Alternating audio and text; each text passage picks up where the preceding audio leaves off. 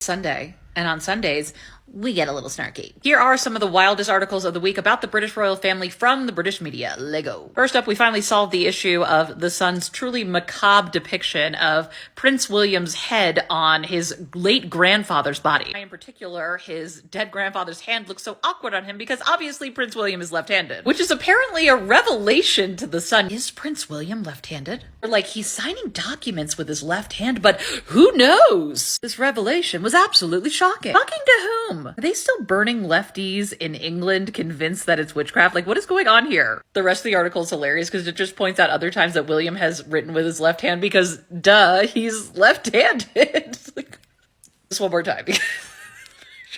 This picture is so good. Eugenie and Beatrice will not work for royal family as king is concerned over their lavish lifestyles. Cool, now do their non-working squatter father. Self-promoting jerks. Lady Colin Campbell hits out at Prince Harry and Meghan Markle's unimportant Israel statement. Lady Colin Campbell seems mostly upset that Meghan and Harry released a statement through their Archewell Foundation about the attacks. That is just to promote their own image, but like, what say you about every other brand that did exactly the same? According to Lady Colin Campbell, Harry and Meghan should not be making any statement, but obviously Prince William and Catherine should be. But you know, if Meghan and Harry didn't make a statement, she would be saying, why don't they make a statement? What are they afraid of? There is no winning here. It also brings us to Jan Moore. Jan Moore says, the weak Charles and William gave Harry and Meghan a lesson in what it means to be royal. Was the lesson not selling out your teenage son to get better press? Is that what it means to be royal? Or not correcting an untrue story that would make your wife look bad?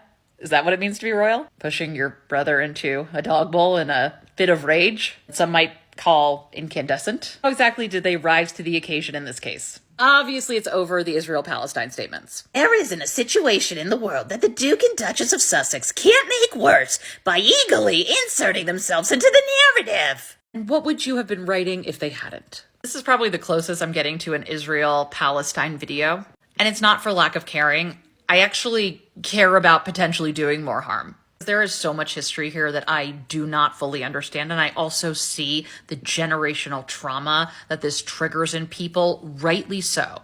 My Jewish great-grandfather escaped the pogroms in Russia, and I sometimes wonder, what would he think in this situation? I think he'd be horrified at the anti-Semitism. I think he would also be horrified at what's happening to innocent Palestinians. The statement from the Duke and Duchess says that they are going to support their partners on the front lines of Israel to help stand against all acts of terrorism. That makes like a really crass statement about this. What does that mean? Archewell is building a new pipeline to pump in fresh water for the besieged Palestinians?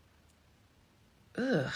This doesn't help your argument. This is going to be uncomfortable to hear potentially, but some of these statements in here from Jan Moore about Hamas and Israel, some of this could have been written right after 9/11 and been replaced with Americans and Iraq.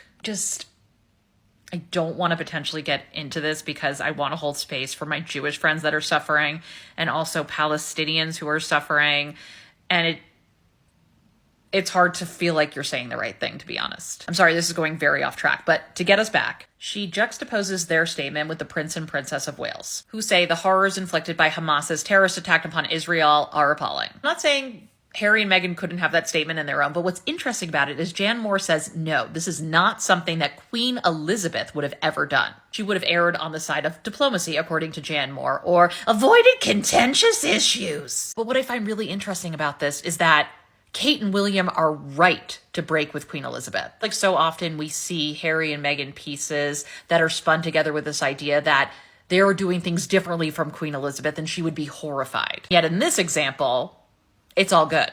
As Jan Moore writes, however, if the monarchy is to mean something in the post-Elizabeth world, then surely they have to stand for something too. Yeah, that could be applied to a lot of people, but it's not applied evenly, which has always been the issue. Anyway, I'm sorry, that got a little heavy. I might cut some of that out. On a lighter note, hello darkness, my old friend. Why do these people keep using this photo of her? That is nasty. Queen Camilla's happy as slobbing in jeans, writes Angela Levin.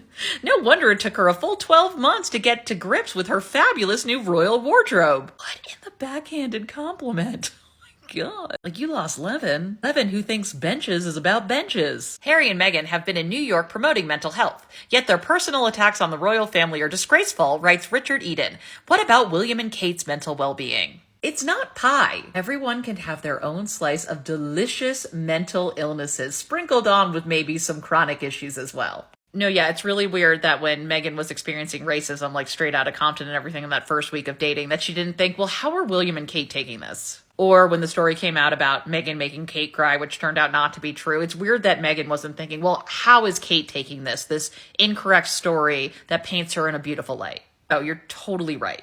And that's not to say that William and Kate do not have mental health struggles that are valid. But this juxtaposition that the media does is trash. But considering the fact I'm not sure if Richard Eden has a lot of sources, I'm not surprised that this is the kind of drivel he resorts to. Finally, Prince William suffers major blow as key staff member quits, leaving royal scrambling in urgent CEO hunt. No Prince pushy? No difficult workplace conditions? Huh. Okay, interesting. That is your Sunday Snark for this week. There probably won't be any next week because I will be away, but stay snarky in the meantime. I know you guys won't let me down.